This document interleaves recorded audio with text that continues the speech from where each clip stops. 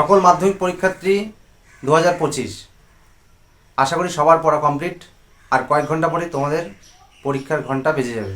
আমি জানি তোমরা সবাই নার্ভাস, তাই চেষ্টা করছি যে চাপটা সেটা কিছুটা কমানোর। যে কটা কথা বলবো পুরো ভিডিও দেখবে, আশা করি কিছুটা হলেও উপকার হবে। যারা পরীক্ষা দিয়ে যাচ্ছ তাদেরকে বলি, প্রথমে গিয়ে শর্ট কোশ্চেন যেগুলো পারবে পরপর সিরিয়াল নাম্বার লিখে ফেলবে। এমসিকিউর ক্ষেত্রে তুমি ওয়ান ওয়ার্ডে উত্তর লিখতে পারো, কিন্তু আমি মনে করি পুরো বাক্যে লেখাটাই বেটার। এসিকিউর ক্ষেত্রে কবি বা গল্পের নাম বা লেখকের নাম লিখতে হবে না, শুধু বাক্যে উত্তর লিখবে যা চাইছে তাই। 3 নম্বর ও 5 নম্বরের ক্ষেত্রে অবশ্যই কোন কবিতা বা কোন গল্প থেকে নেওয়া হয়েছে সেটা লিখতে হবে, কবি এবং লেখকের নাম লিখতে হবে। আর কবিতার প্রশ্ন লিখতে গিয়ে লেখক বা গল্পের প্রশ্ন লিখতে গিয়ে কবি এই কথাগুলি উল্লেখ করবে না। চেষ্টা করবে কবিতার প্রশ্নে যেখান থেকে কোটেশনটি এসছে, অর্থাৎ ওই যে লাইনটি, উক্ত লাইনটি নেওয়া হয়েছে তার পার্শ্ববর্তী এবং তার পরের যে লাইনগুলি আছে সেগুলো কোটেশন হিসেবে ব্যবহার করার, এতে নাম্বার বাড়ে। গল্পের ক্ষেত্রে কোনো একটা চরিত্র নিয়ে লিখলে তার কোনো উক্তি অবশ্যই তুলে দেবে। বড় প্রশ্ন লেখার ক্ষেত্রে যদি কোনো কোশ্চেন পার্টে পার্টে দেওয়া থাকে তাহলে সেটা অবশ্যই আগে অ্যাটেন্ড করবে। একবারে লেখা কোশ্চেনে নাম্বার কম পাওয়া যায়, পার্টে পার্টে কোশ্চেন অ্যাটেন্ড করলে বেশি নাম্বার পাওয়া যায়। প্রতিবেদন, রচনা বা অন্যান্য বড় প্রশ্ন লেখার সময় খেয়াল রাখবে কোনো পেজের শেষ থেকে লেখা শুরু করবে না। যদি আগের প্রশ্ন পেজের শেষ অবধি চলে আসে, অল্প জায়গা থাকলেও চেষ্টা করবে পরের পেজের প্রথম থেকে লেখার। হাতে লেখা পরিষ্কার করবে, বানান ভুল করবে না, তুমি তোমার নাম্বার ঠিক পাবে। রচনা অবশ্যই কমপ্লিট করে আসবে। খুব কঠিন রচনা দিলেও 4 থেকে 5টা পয়েন্ট লেখার চেষ্টা করবে। ভালো রচনার ক্ষেত্রে 7 থেকে 8টা পয়েন্ট, এবং বিজ্ঞান বিষয়ক রচনা ক্ষেত্রে কোটেশন ব্যবহার করবে।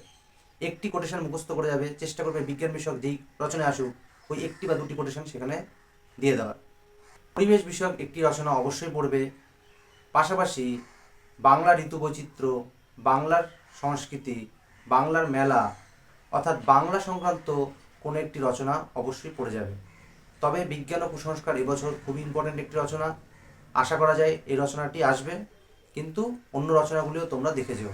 অনেক বড় সিলেবাস, তোমরা সব কভার করেছো, তবু আমি শেষ মুহূর্তে বলতে চাই যে 3টে গল্প তোমাদের এবার খুব ইম্পর্ট্যান্ট, যেটা আসতে পারে, পারলে একবার দেখে নিও আবার। জ্ঞানচক্ষু, অদল বদল ও নদীর বিদ্রোহ, এবছর এই গল্পগুলি খুব ইম্পর্ট্যান্ট।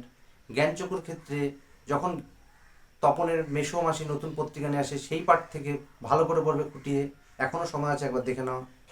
অদল বদলের ক্ষেত্রে জামা পরিবর্তনের পর থেকে, অর্থাৎ গল্পের শেষ অবধি ভালো করে পড়বে, ওখান থেকে 3 এবং 5 আসার খুব চান্স আছে।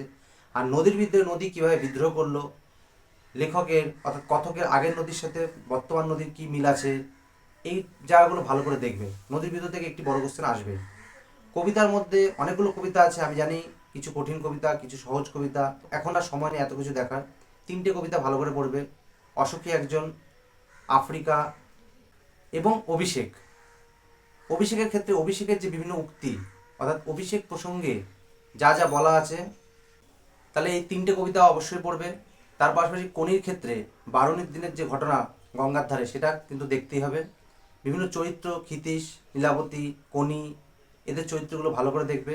চরিত্র একটি আসেই, কনির ক্ষেত্রে 2টো প্রশ্ন আসে, একটি কঠিন একটি সোজা। চেষ্টা করবে সোজাটা আগে লিখে কঠিনটা অ্যাটেন্ড করার, কোনো প্রশ্ন ছেড়ে আসবে না, সমস্ত প্রশ্ন লিখে তবেই বাড়ি আসবে। প্যানিক করার কোনো কারণ নেই, ঠিকঠাক উত্তর লিখবে, খাতা ভর্তি করে আসবে। আশা করি সবার পরীক্ষা ভালো হবে। পরীক্ষা কেমন হলো জানিও। আর একটি বিশেষ কথা, পরীক্ষা দেওয়ার পর পরীক্ষার প্রশ্ন নিয়ে কারোর সাথে আলোচনা করবে না। পরীক্ষা শুরু হয়ে যাওয়ার পর পুরো পরীক্ষা মাধ্যমিক শেষ হবে, সমস্ত সাবজেক্ট কমপ্লিট হয়ে যাবে, তারপর এই প্রশ্ন নিয়ে বসবে। কারণ একটি পরীক্ষার কোনো প্রশ্ন দেখা যাচ্ছে তুমি পারতে অথচ ভুলে গেছে, পরের পরীক্ষা সেটা তোমার মাথার মধ্যে চলবে। তো সেই ক্ষেত্রে একটা পরীক্ষার প্রশ্ন নিয়ে জানাজানি করতে গেলে পরের পরীক্ষার ক্ষতি হতে পারে। তাই পরীক্ষা শেষ হবে সেখানেই এটাকে ভুলে যেতে হবে। আবার পরবর্তী যে ইংলিশ বা অন্য যে সাবজেক্টগুলো পরপর আসবে সেগুলো নিয়ে তুমি এবার পড়াশোনা করবে, আর আগের পরীক্ষা নিয়ে কিচ্ছু ভাববে না। একেবারে পরীক্ষা শেষের পর সেটা নিয়ে ভাবনা চিন্তা করবে। আশা করি পরীক্ষা সবার ভালো হবে। শেষ মুহূর্তে যদি কারো কোনো জিজ্ঞাসা থাকে তোমরা বলতে পারো, আমি সাবজেক্ট ওয়াইজ অ্যান্সার দিয়ে দেবো। কমেন্ট করো, শেয়ার করো, লাইক করো, এবং পরীক্ষা সবাই খুব ভালো দাও, এটাই মন থেকে আশা করি।